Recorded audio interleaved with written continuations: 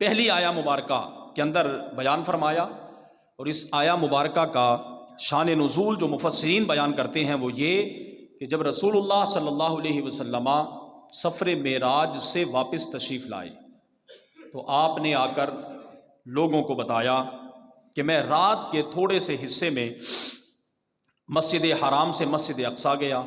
مسجد اقصیٰ سے بیت المقدس، مسجد اقصیٰ سے سدرۃ المنتہا، سدرۃ المنتہا سے پھر لامکاں تک اللہ رب العالمین کی ذات اقدس کو بے حجاب میں نے دیکھا، اور پھر میں بہت جلد واپس آ گیا۔ تو لوگوں نے معاذ اللہ ثم معاذ اللہ مذاق اڑایا اور کہنے لگے، ایک شخص نے یہاں تک بے باکی اور جرت کا مظاہرہ کرتے ہوئے کہا کہ اے محمد صلی اللہ علیہ وسلم، اگر آپ یہ دعویٰ کرتے ہیں کہ میں مسجد حرام سے مسجد اقصیٰ اور پھر لامکاں تک گیا، آپ کھڑے ہوں۔ نبی علیہ الصلوۃ والسلام بیٹھے ہوئے تھے، تشریف فرما تھے۔ رسول اللہ صلی اللہ علیہ وسلم کھڑے ہو گئے۔ اس نے کہا آپ اپنا ایک پاؤں اٹھائیں۔ آپ نے اپنا ایک پاؤں اٹھا دیا تو اس نے انتہائی بے باکی کا مظاہرہ کرتے ہوئے کہا آپ اپنا دوسرا پاؤں بھی اٹھائیں۔ رسول اللہ صلی اللہ علیہ وسلم نے ارشاد فرمایا اگر میں دوسرا پاؤں اٹھاؤں گا تو نیچے گر جاؤں گا۔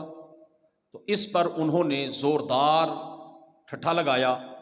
ہنسے، مذاق اڑایا اور کہنے لگے کہ آپ تو اپنا دوسرا پاؤں نہیں اٹھا سکتے، اور معاذ اللہ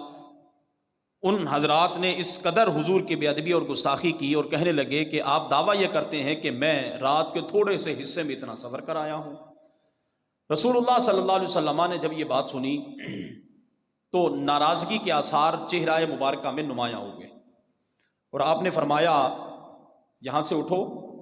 حرم سے نکلو اور جا کر علی سے پوچھو، وہ تمہیں اس کا جواب دے گا۔ وہ بندہ وہاں سے اٹھا اور آ کر اسی بے باکانہ انداز میں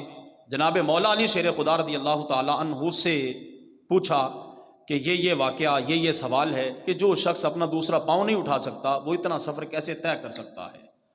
تو جناب مولا علی شیر خدا تو پھر ہوں حیدر کرار، سبحان اللہ، پھر وہ فیصلے ایسے ہی کیا کرتے ہیں۔ انہوں نے کہا ٹھہر تو ذرا، کچھ دیر کے بعد تلوار نکالی اور اس کا سر اڑا دیا اور فرمایا یہ تیرے سوال کا جواب یہ ہے۔ جب یہ بات رسول اللہ صلی اللہ علیہ وسلم کی خدمت اقدس میں پہنچی تو لوگوں نے اعتراض کر دیا، یہ کیسے ممکن کہ سوال کا جواب پوچھنے کے لیے مولا علی کی خدمت اقدس میں بھیجا گیا تھا، انہوں نے اس شخص کی گردن اڑا دی۔ مولا علی شیر خدا فرماتے ہیں کہ کوئی سوال کرتا ہے سمجھنے کے لیے، کوئی سوال کرتا ہے مذاق اڑانے کے لیے، جو میرے نبی کا مذاق اڑانے کے لیے سوال کرے گا اس کا جواب علی کی تلوار اسی انداز میں دے گی۔ فقتلوہ۔ تو اب جب رسول اللہ صلی اللہ علیہ وسلم کی بارگاہ اقدس میں لوگوں نے اعتراض کیا اور طرح طرح کی باتیں بنانے لگے تو پھر پروردگار عالم نے قرآن کریم کی 15ویں پارے کی یہ پہلی آیا مبارکہ نازل فرمائی اور ارشاد فرمایا اب آپ آیا مبارکہ کے الفاظ پر توجہ کیجئے۔ میرا رب فرماتا ہے سبحان الذی اسریٰ بعبدہ۔ آیا مبارکہ کی ابتدا اور 15ویں پارے کی ابتدا بھی لفظ سبحان سے ہو رہی ہے۔ کس سے ہو رہی ہے؟ سبحان سے۔ اب سبحان کا معنی ہے پاک ہے وہ ذات، پاکی ہے اسے، اللہ اکبر۔ قرآن کریم فرقان حمید آپ ذرا مطالعہ کیجئے اس کا قریب سے تو آپ کو ایک بات بڑی نمایاں طور پر نظر آئے گی، وہ یہ کہ جہاں بھی پروردگار عالم نے اپنے حبیب کریم صلی اللہ علیہ وسلم کے فضائل و کمالات، معجزات، عطائیں اور اختیارات کو بیان فرمایا ہے، اس سے پہلے اس کی نسبت اللہ تعالیٰ نے اپنی طرف فرمائی ہے، اپنی طرف فرمائی ہے۔ یہاں بھی آپ دیکھیے کہ بعد میں آنے والا جو واقعہ ہے وہ بڑا عظیم ہے۔ اس سے ہٹ کر اگر ہم دیکھیں تو ایک مقام پر اللہ تعالیٰ ارشاد فرماتا ہے اِنَّا أَعْطَيْنَاكَ الْكَوْثَرَ اِنَّا أَرْسَلْنَاكَ شَاهِدًا وَمُبَشِّرًا وَنَذِيرًا وَمَا أَرْسَلْنَاكَ إِلَّا رَحْمَةً لِلْعَالَمِينَ يَا أَيُّهَا النَّبِيُّ اِنَّا أَرْسَلْنَاكَ شَاهِدًا وَمُبَشِّرًا وَنَذِيرًا۔ غرض یہ کہ جہاں بھی رسول اللہ صلی اللہ علیہ وسلم کے کمالات کو بیان کیا گیا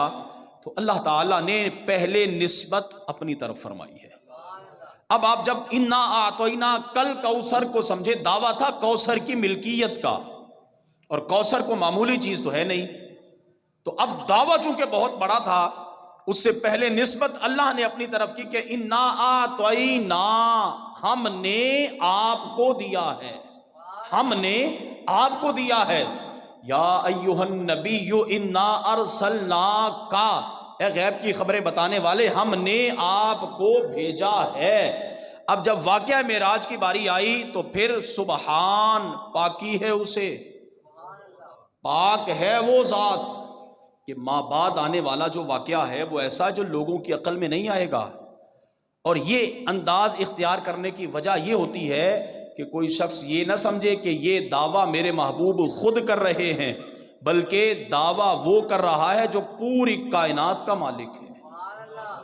کہ اب اگر کوئی شخص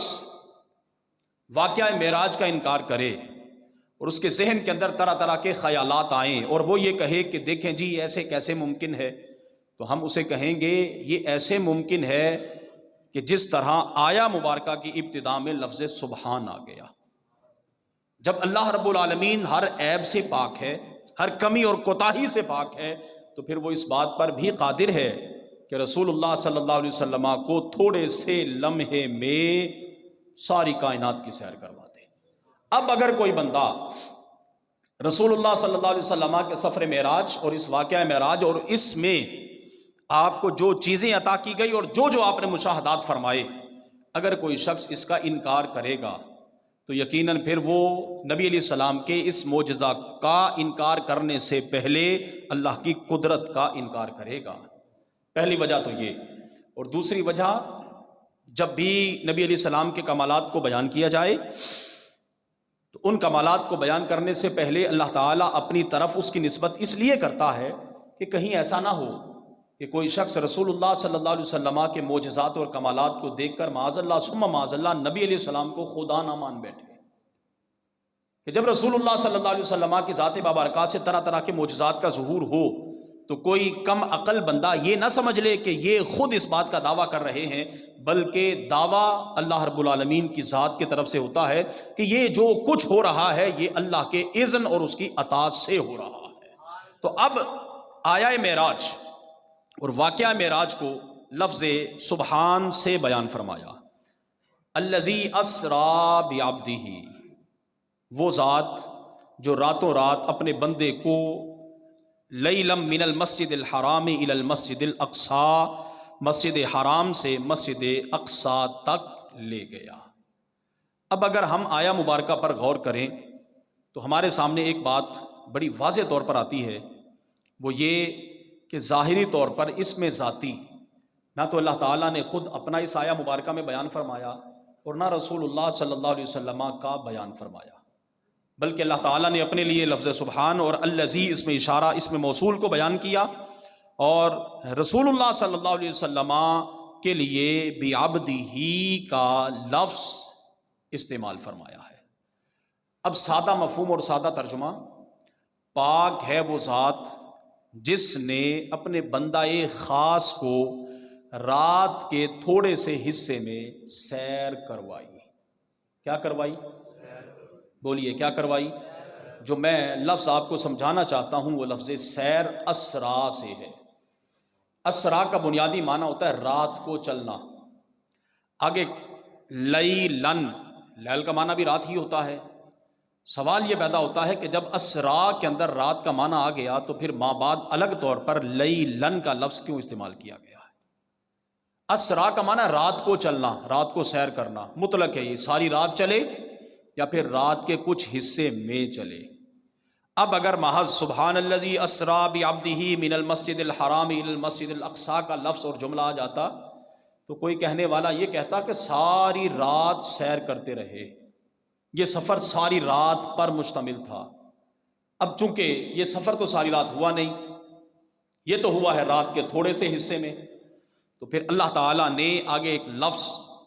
ارشاد فرمایا، سبحان الذی اسریٰ بعبدہ لیلا، اور یہ جو لفظ لیل ہے معنی اس کا آپ جانتے ہیں رات، دن کو نہار کہا جاتا ہے، رات کو لیل کہا جاتا ہے، اور اس لئی لن پر جو دو زبریں ہیں جس کو ہم تنوین کہتے ہیں، یہ تنوین تقلیل کے لیے، تقلیل بمانا قلت اور تھوڑی مدت بیان کرنے کے لیے معنی یہ بنے گا کہ محبوب نے ساری رات سیر نہیں کی بلکہ رات کے تھوڑے سے حصے میں سیر کی، رات کے اب